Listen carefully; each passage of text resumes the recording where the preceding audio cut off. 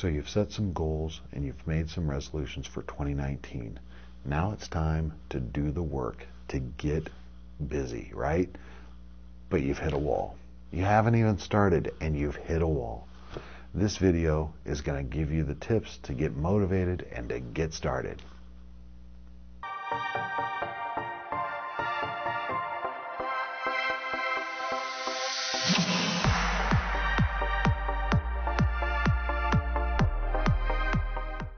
Hey there, Dan with Fathers for All, and I'm on a mission to bring hope into people's lives. My channel is all about growing in that freedom that God has given us to operate in faith and in finances, in relationships. And for 2019, I really want to bring a message of freedom and hope to those watching. When it comes to getting moving, getting something started, you know, sometimes getting that momentum can be the most difficult. And I find myself in that similar spot where getting started seems to be the hardest part. You know, I set my goals, my plans all laid out, and I know what I should be doing, but this really happens when it comes to like writing for me, because that's really the beginning of the content, where I'm laying out an outline or I'm scripting out something for a message. I can stare at that blank page on the computer and nothing is happening. And I get distracted so easily. Have you ever had this happen before? It seems like every little distraction just diverts your attention. From phone alerts, even doing laundry. The procrastinator surfaces and I stall out even before I begin. It stinks. So here are a few tips that will help you start right and experience victory from the get-go. Number one, determine the importance of the task. If housework is more important than the task you're working on and your place is a wreck, then it will get your focus every single time before you start getting to your project. Is what you're working on something you're deeply invested in, or is it just a casual pursuit? This is very important, and it kind of goes back to our why. You know, why do we do the goal to begin with? Why did we start this project? Why are we doing this? If it's something you're not really invested in or really excited about, then obviously other tasks are going to become more important, even the mundane things like laundry. So it's important to really hash out your why, get to the very bottom of it, so that way you have a drive to really determine the importance of that task. Number two, clean and clear your workspace. This is so tough sometimes, but honestly, it's really difficult to work in a cluttered workspace, at least for me. Clean it the day before you got to work on your project, and you find out you'll have so much an easier task, especially if you're not really invested, or maybe your task is something you have to do but not necessarily what you want to do. If you got to write a paper for school and you don't really want to do it, and you have a messy workstation, then everything in that workstation is going to grab your attention, and it's going to distract you and keep you from focusing and getting started on things. Along with cleaning and clearing your workspace would be cleaning and clearing your calendar and setting out that time to work on that one thing that you need to get started on. For me, I have to block out time on my calendar so that I can work on certain projects. And it's difficult because there's a lot of things that will come up that I either have to say no to or I'm going to miss out on creating content. The tough thing is when you're in a marriage relationship and you have the needs of family, you need to be in sync with your partner on that.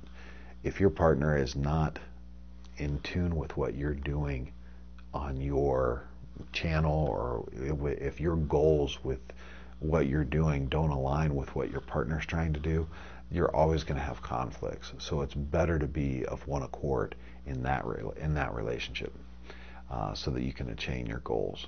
And perhaps maybe you can get them involved too. Maybe you attain your goals together. So determine the importance of your task. Clean your workspace and your calendar. Number 3 is just say no. This is so tough. Peer pressure can be one of the most difficult things, and that's one of the first things that we have to say no to, is peer pressure, especially for those things that, whether it's friends or people that have scheduled events that conflict with you getting started on your project. If someone's constantly pulling you away from completing something, you're going to find yourself struggling or cramming something out the night before, and it may not be the healthiest or best quality product you produced. The other thing to say no to is phone alerts and notifications. Typically, these will stall you out right before you begin. And for me, I had to actually turn notifications off on certain apps on my phone. And it drastically improved the amount of productivity I was able to deliver to my employer at work. Prior to that, I was constantly getting distracted by my phone and then getting sucked into the stream because the notification pulled me into an app. And then realizing, oh, I didn't do this order or this task before me because I got distracted. And there's enough distractions at my work as it is, so I didn't need a phone or an app distracting me. So now when I install certain apps, I turn off the notifications on those, and then there's a certain time when I'm on my break, or like a lunch hour, or at the end of the day, I can open those apps with intentionality and enjoy the social media, not let it dominate my life. Third thing to say no to is foods and binging. If weight loss is a goal, then certain foods you're going to have to say no to, or they're just going to simply need to be removed off your menu. And I've discussed this previously. There's certain things that just need to be thrown out of your pantry. You're not obligated to eat it if it's in your house. And I know that's hard concept. For me, I would make all these cookies for Christmas time, and they were so delicious and so yummy, and I was like, I can't throw those away. Those are amazing. And I almost felt obligated to eat it, or especially a food that we would spend money on at a restaurant and then the kids didn't eat it. I was like, are you kidding me? I don't want to waste that money because I bought that food. I don't want to let it go. So this can be very tough. You're not obligated to eat everything that's served to you. But there's another thing that you can say no to, and that's binge watching. Binge watching can really sap out a huge chunk of time. I'm guilty of this sometimes. My area is movies. And I know my daughter's like this too. She could watch movies 24/7 if I would let her. And anybody who knows me or knows my daughter can attest to this. And so I have to be careful about getting sucked into a movie, because it will actually completely sap my productivity. So additionally, activities like binge watching shows might need to be reduced or replaced completely with like working out or just simply getting out of the house and being a little bit more active. I know for me, movies can be a huge sap of my time, and especially if I do it, if I watch those movies alone, oh my gosh, that can just drain my productivity. And I don't have a lot of spare time to begin with a family and with my work, my activities that I do with my church, and then trying to build an online community on this channel, and I want to build an online store. I have all kinds of desires and plans. So you can imagine how if I get stuck watching a movie, I can just completely wreck my schedule. So just be careful when it comes to binge watching. Maybe set up one time a week that's your entertainment time for that hour of watching a show. And then you got to pick up that show the next week. The cool thing is they're there. They're able to be streamed in at any time. And quite honestly, that's the way we used to do it back in the 80s. You know, if I watched A-Team and they had a to be continued, it stunk because I had to wait the entire week until it aired again. And I couldn't even record it. I'm dating myself. Anyhow. So number 4 is to set firm deadlines.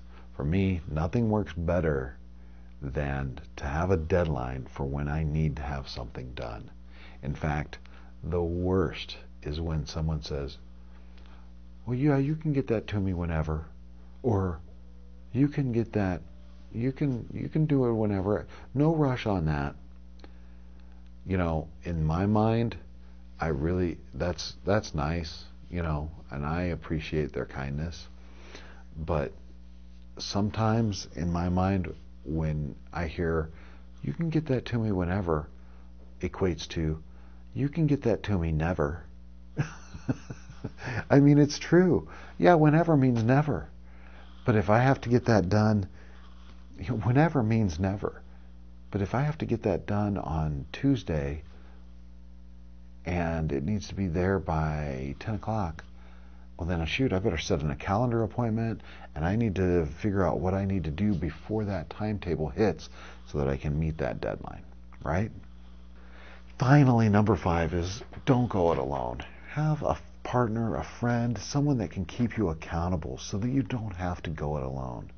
Someone that can encourage you along the way. It's so important to have someone to back you up, especially when it comes to getting your goals and meeting them. For me, I had a couple of family members that financially invested into me on this channel. And to me, that was a huge amount of encouragement. And now I feel kind of accountable to bringing a return to them on their investment. Not necessarily to give them back their money, but to produce content that shows that the education and training that they gave me to grow this channel and to grow in my knowledge on that they can see fruits of that. So I want to bring value to their lives by producing something, and so that they can see something come of their investment, so to speak. So it's always great to have friends and family who encourage you. And there's going to be people out there that are going to be toxic and, you know, will shoot you down, and they'll do it rather rudely, and you may not want to take their advice. I would say look at the people who are encouraging you, even if they're giving you constructive criticism. If they're encouraging you while they're giving you that criticism, that means that they're skilled in that. A great example is I launched a video of some product reviews that you can see on this channel. And one of my family members, he's a musician, and he's got an ear for things, and he immediately said, well, you know, I like the video and all, but your audio is a little off. Well, turned out, I found out that the gain on my camera was messed up. And so I've taken steps to correct that. And because of his constructive criticism, and he did it in a positive way, really, I hope it's improved.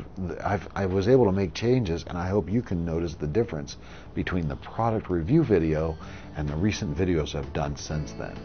I hope some of these tips have helped you in the process of getting things rolling, or maybe just maintaining or keeping that focus while you're doing your project.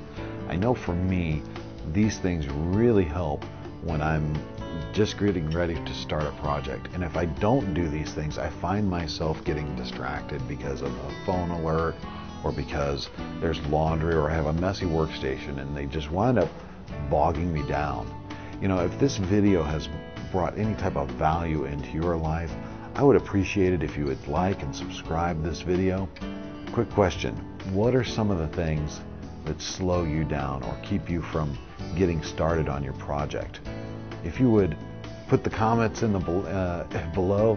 I would love to read about those and connect with you in that way too. Thanks for watching, and I'll see you next time.